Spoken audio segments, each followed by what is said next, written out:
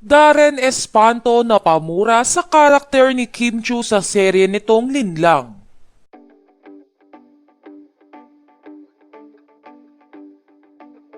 Tila kahit matalik na kaibigan ni Kim Chu ay nababa na sa karakter nito sa Linlang na si Juliana.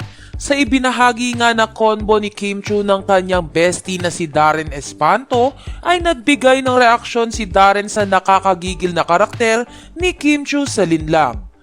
Ayon nga sa chat ni Darren kay Kim Chu, "Sorry ha, pero ilang beses kitang namura sa panonood ng Linlang."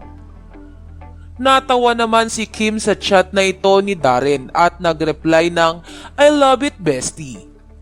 Subalit, kahit nag-I love it na si Kim Chu kay Darren ay hindi pa rin matanggap nito ang karakter ni Kim Chu.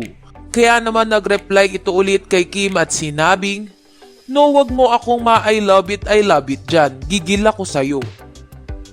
Natawa na nga lamang ulit si Kim Chu sa gigil ng kanyang kaibigan, kaya naman tinawag nito ang pangalan ng karakter ni Darren sa Can't Buy Me Love. Last reply ni Kim kay Darren, "Salamat naman sa oras mo, Stephen Tanwenko." Hindi pa nga natapos sa text message ang bardagulan ng dalawa dahil nag-tweet si Darren kay Kim Chu at sinabing hindi na nito kayang tignan ng aktres gaya ng pagkakakilala niya dito. Natawa na lang ulit si Kim Chu sa tweet na ito ni Darren. Samantala, maraming netizens naman ang natuwa sa pag-uusap ng dalawa. Nila ay talaga namang nakakagigil ang ginagampanan na role ni Kim Chu sa trending series nito na Linlang. Ngunit marami naman ang humahanga sa galing ng pagkakaportray ni Kim Chu kay Juliana.